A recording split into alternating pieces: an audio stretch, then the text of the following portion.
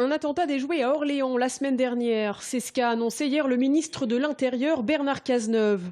2 hommes ont été interpellés à Orléans par la DGSI les 15 et 16 décembre dernier, dans le cadre d'une information judiciaire menée par des juges antiterroristes depuis août.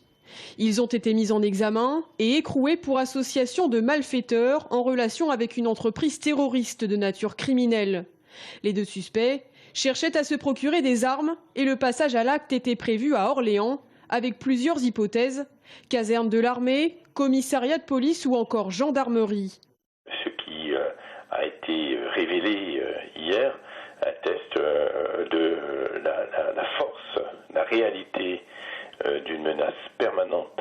C'est la raison pour laquelle dans tous les domaines où on peut avoir un rôle, je pense notamment, je le disais, sur la région par rapport au lycée, il faut que nous facilitions le renforcement de toutes les mesures de sécurité qui sont prises.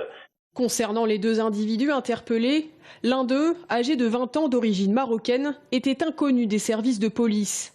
L'autre, 24 ans d'origine togolaise, était lui identifié comme délinquant. Tous 2 faisaient l'objet d'une étroite surveillance depuis plusieurs mois. L'un d'entre eux se serait radicalisé et était en contact avec un Français djihadiste actuellement en Syrie. Au cours des perquisitions de leur domicile, les policiers ont découvert plusieurs vidéos montrant des actions violentes menées par les membres du groupe terroriste État islamique, ainsi que des preuves démontrant leur allégeance à Daesh. Cette double arrestation porte à 10 le nombre d'attentats déjoués en France par les services de renseignement depuis 2013. Hier, une vingtaine de squatteurs ont été expulsés de la résidence Prébande, boulevard Royer à Tours, en application d'une décision du tribunal d'instance d'Orléans. À l'origine, cette ancienne maison de retraite d'une 60aine de chambres devait accueillir les résidents de l'ADAPI, victimes du crash de l'Alpha Jet, survenu le 10 décembre 2014. Mais depuis peu, elle était occupée illégalement par un petit groupe de SDF et leurs chiens. Les locaux vont devoir subir d'importants travaux car ils ne sont plus en état de recevoir qui que ce soit. Installations électriques endommagées, portes cassées, faux plafonds percés, tags.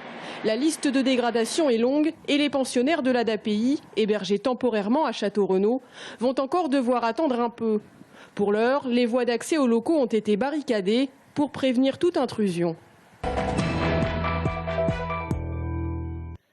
Vers 9h30 ce matin, en plein cœur d'Artennes-sur-Indre, le bureau de poste a été victime d'une tentative de braquage à main armée. Les forces de l'ordre sont intervenues et l'auteur des faits a été interpellé. Lors du braquage, la guichetière était seule dans l'établissement. Un dispositif de soutien psychologique lui a été proposé. Le bureau de poste sera fermé jusqu'à lundi.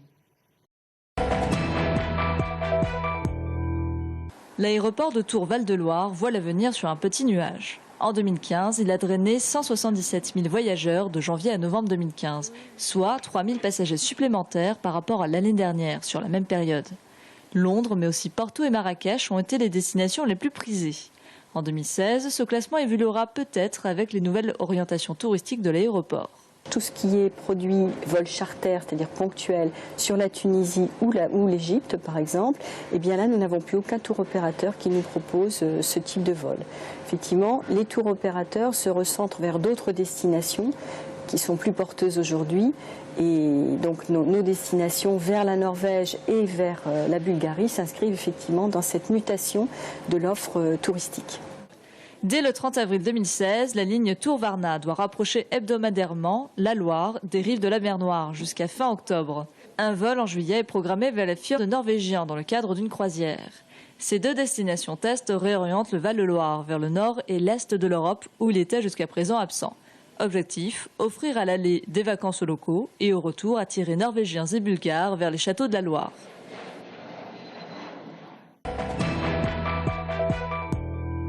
Paris, réussi pour le TVB qui a conservé sa Supercoupe face à Paris hier soir. Malgré un match commencé en retard, qui s'est terminé à plus de minuit, les Tourangeaux ont tout donné. Avec un premier set gagné 27-25 et une attaque canon signée David Smith, les Tourangeaux s'inclinent pourtant dans la deuxième manche. Le match n'est pas parfait, les fautes s'enchaînent et le capitaine David Konechny n'est pas au top de sa forme. Il était touché toujours sur son genou, il doit se faire infiltrer aujourd'hui et avoir 10 jours de repos.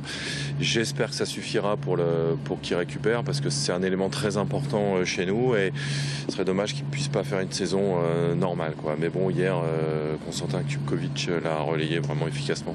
Car oui, fort heureusement, le jeune Konstantin Kupkovic, lui, veille au grain. Et surtout à ce que ses balles percent la défense parisienne. Et ça marche. Paris craque, 25-21 dans le 3e set, 25-20 dans le 4e. Tours vient de décrocher son premier titre de la saison et pour certains, premier titre de leur carrière. Ça fait plaisir parce que c'est toujours un titre et c'est toujours intéressant de gagner un titre. Voilà, j'espère qu'on en gagnera d'autres cette année avec Tours. Encore la Ligue des Champions pour bien figurer, le championnat et la coupe. Donc on va essayer d'aller le plus loin possible dans toutes ces compétitions et d'avoir le meilleur résultat possible. Fatigués mais heureux, les joueurs de Vitalainen ont pu partir en vacances l'esprit libre. Retour sur le terrain prévu le 12 janvier en Corse face à Ajaccio.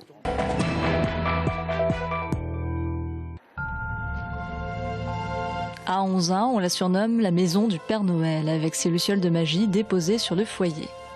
C'est pas la première fois qu'on s'arrête et voilà, chaque année c'est le petit rituel pour faire voir les lumières à Sacha. Un rituel partagé.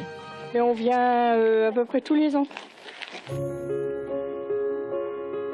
Des regards enchantés qui donnent le sourire aux propriétaires des lieux. Vous rentrez au 16 bis, rue d'Anières. Cela fait des années qu'Henri met beaucoup de patience et d'amour dans ses décorations. Des biches que j'ai modifiées moi-même. Biches, étoiles, figurines qui n'auraient pas pu s'illuminer cette année sans l'intervention du petit-fils. Comme mon grand-père il est malade, j'ai voulu lui faire la surprise quand il était à l'hôpital de refaire à l'identique la maison. Un geste qui a beaucoup ému sa grand-mère. Comme il ne l'avait jamais fait, je ne pensais pas qu'il aurait su le faire.